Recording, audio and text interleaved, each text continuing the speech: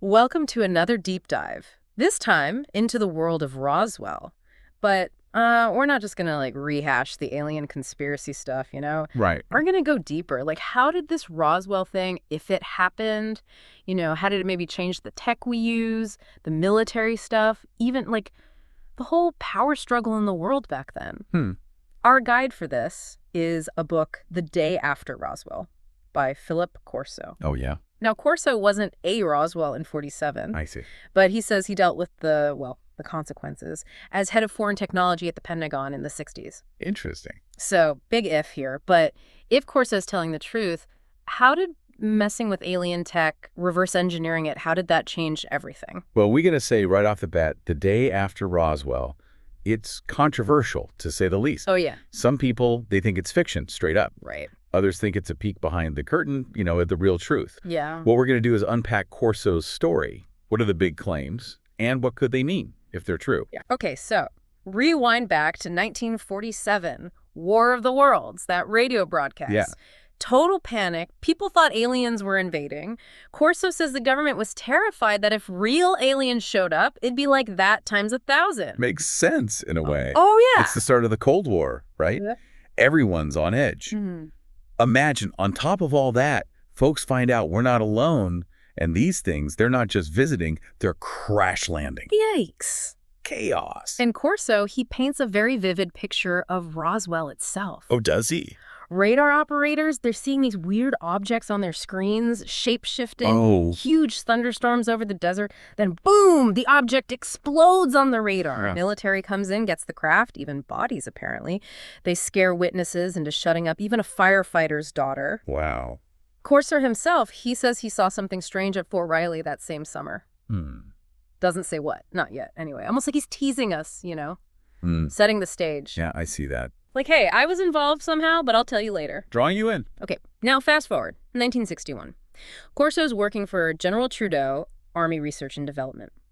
He gets this file, the Roswell file, reports, pieces of the craft, who knows what else. So what's he supposed to do with it? Figure it out, what does it all mean? And even more important, can we use any of this? Like steal alien tech. Maybe. But here's the thing, and anyone who's worked at a big company, you know this.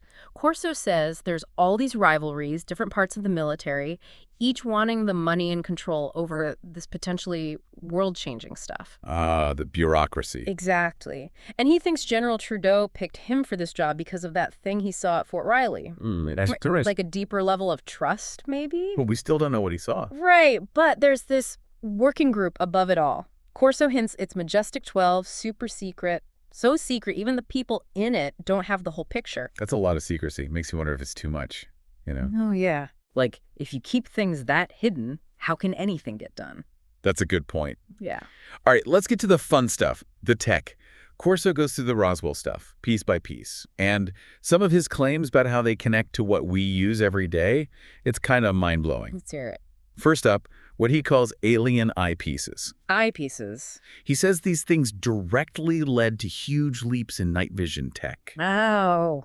And get this, he claims he kind of snuck this knowledge into the project at Fort Belvoir. Sneaked it in. Yeah, made it seem like it was an old German idea. So clever. Like planting seeds of innovation, but alien seeds. Wow, a secret history of tech. Then there are these tiny chips from Roswell, and they look a lot like transistors. No way. So Corso gets sent to Bell Labs, and you got to wonder, did the whole microchip revolution, which runs our world now, did that start with aliens? Wow. Makes you think. We think we're so advanced, but what if it all came from something we found in the desert? And it doesn't stop there. Corso says a laser tool from the wreckage led to advances in all kinds of stuff. Laser rangefinders, guided missiles, even barcode scanners at the grocery store. Get out. Barcode scanners. Wow, Really? that's what he says. It's like one breakthrough leads to another and another and another. Like a ripple effect, but for tech. Exactly. But it's not just gadgets. Corso starts seeing a pattern in what he calls the EBEs, extraterrestrial biological entities, their actions. What do you mean? He thinks they're probing our defenses, seeing how fast we react. Like testing us. Yeah, and messing with our space program. He says they were buzzing spacecraft, maybe even causing malfunctions. Really? So they're not just observing, they're interfering. That's what he thinks. And here's where it gets really interesting, especially since I know you're into the space race. Yeah. Corso thinks the Cold War arms race, U.S. versus the Soviets. It wasn't just about those two countries. Well done. He thinks part of it was this hidden agenda to get ready to fight these guys. Aliens. A secret war no one knew about. And those super strong materials? Yeah, I love that stuff. Well, Corso thinks the Roswell craft's hull, how tough it was, that inspired research into things like Kevlar. Wow. So who knows what else might have come from that crash in the desert? It makes you wonder what else is out there, hidden in plain sight. And then there's the food. Those rations they found at Roswell, perfectly preserved. Yeah. Corso says that's connected to the Army researching food irradiation to make food last longer. Food irradiation. Really? He even talks about tasting some of it, but we'll get to that later, maybe. Okay, save that for later. But here's the thing, with all this crazy stuff, Corso also puts in some personal bits, Like, he talks about being friends with these champion bowlers at Fort Riley. Bowlers. Yeah, like, even with all this going on, life still happens. It makes him seem more human, I get it. Like, even if you're dealing with alien tech, you still got to bowl sometimes. And then he talks about almost getting recruited by the CIA with mind games and everything. Oh, wow. His friend ends up dead. It's a whole thing. Like something out of a spy movie on top of everything else. That's intense. Makes you wonder what kind of guy Corso really was, right? Yeah. Brilliant. Or just a pawn in some bigger game. Maybe both. But we got to address the big thing, right? Corso's claims are huge. Some folks say he's making it all up. Others, they think he's telling a hidden truth. It's tough, right? Gotta be skeptical. But also, the 60s tech did advance crazy fast. Yeah. Maybe, just maybe, aliens had something to do with it. It's like a giant puzzle, and we've only got a few pieces. Right. But speaking of puzzles, Corso then talks about Project Horizon. Project Horizon. The Army's plan to build a base on the moon. Whoa. For real? Dead serious. Corso says it was partly about the Cold War, one-upping the Soviets, but also because of the aliens. Like a defense outpost against aliens. That's what he says. And they had detailed plans, housing units like giant thermoses, spin suits with built-in radios, even a nuclear power plant. Wow. They're going all in on the moon. But it wasn't just about living there, it was about weapons. Tracking radar, surveillance, all pointed at Earth and deep space. So space wasn't just for science anymore, it was strategic. Exactly. And remember those super strong materials? Yeah. Corso thought they'd be perfect for building stuff on the moon, tough enough to handle the environment there. It makes sense.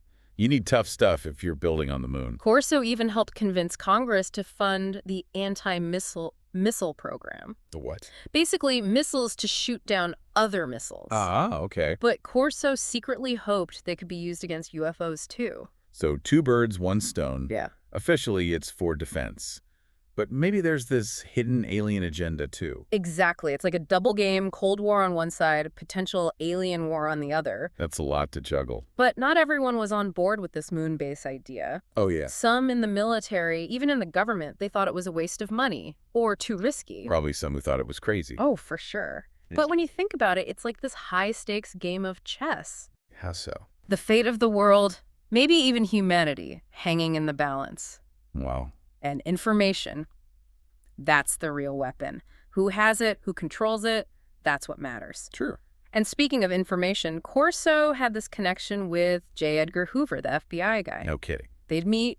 Corso would get intel on all sorts of research projects, potential threats, like having a secret weapon in the information war. Makes sense. If you're dealing with this level of stuff, you need those connections. Corso even used Hoover's network to learn about fiber optics.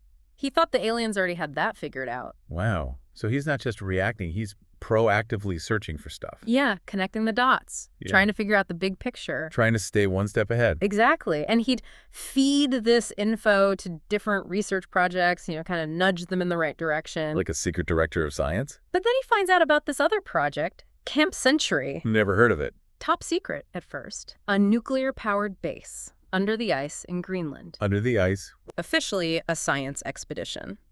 But Corso thinks it was more than that, especially the portable atomics program they were developing there. Portable atomics. Basically small nuclear reactors. Corso thought they could be used for spacecraft, maybe even weapons. So something that could benefit humanity but also be dangerous? The dual-use thing. And Corso also dealt with the Advanced Research Projects Agency, ARPA. Oh yeah, I've heard of them. Super secret, cutting-edge stuff. Corso saw them as both helpful and a potential threat. They were pushing boundaries, sometimes maybe too far. Sounds like a recipe for trouble. He even thought ARPA might be secretly working on alien-related tech, following orders from that UFO working group. So, another layer of secrecy, on top of everything else. It's like a secret within a secret. And all of this, Corso says, it ties back to the government's obsession with powerful weapons. Like, they're preparing for something big. He thought the anti-missiles, the space-based weapon systems, it was all about being ready for an alien attack. That's a pretty heavy thought. Like, Yeah. all our tech, our military, maybe it's all pointed at the wrong enemy. And then there are the reports Corso found, strange lights near military bases, especially the ones dealing with nukes. So the aliens are interested in our nukes?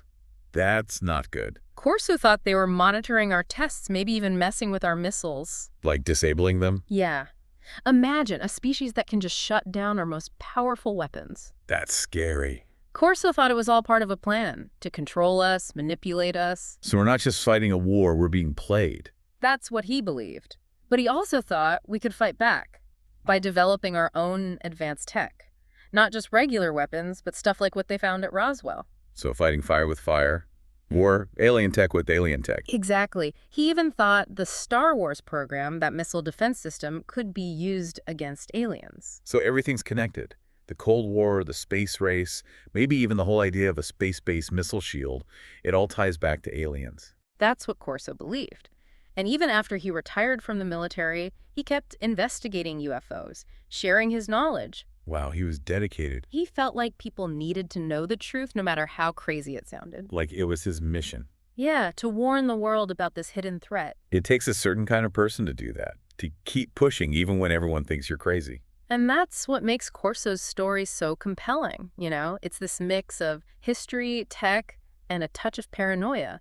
It makes you think about the world a little differently. It does. Like, what if there's more going on than we realize? What if we're just pawns in some bigger game and we don't even know the rules? Corso's book, it's a wild ride, to say the least. Cold War, aliens, government secrets, it's all in there. It makes you think, doesn't it? Yeah. What if we're not at the top of the food chain, so to speak? What if there's something out there, something way beyond us? And here's where it gets even weirder. Corso, he starts talking about how these aliens, maybe they're not so friendly after all. Oh, not the peaceful explorers some people imagine. He thinks they might be, like, genetically engineered beings, made for a purpose. A purpose? Like To what? harvest stuff from Earth, biological specimens for their own experiments. That's creepy, like we're lab rats to them. He even points to those cattle mutilations. You know, the ones where they find cows with organs missing, weird cuts? Yeah, I've heard about those. Never really believed it was aliens, though. Corso thought the government was covering it UP. They knew it was aliens, but they didn't want to scare everyone. So, another cover-up. On top of everything else. It's like every time Corso digs deeper, he finds more secrets, more questions than answers. It's like a hall of mirrors. You think you're getting closer to the truth, but it just keeps reflecting back at you. So where does that leave us? Corso's The Day After Roswell. It's a controversial book, no doubt, but it makes you think, you know, about technology, about government secrets, about our place in the universe. It's a good reminder that we don't know everything. And maybe some things are better left unknown. That crash in the desert, did it really happen the way Corso says? And if it did, what does it all mean? Guess we gotta figure that out for ourselves. Exactly. Keep asking questions. Keep searching for the truth, even if it's out there, somewhere in the stars. Thanks for joining us on this deep dive. Until next time, keep looking up.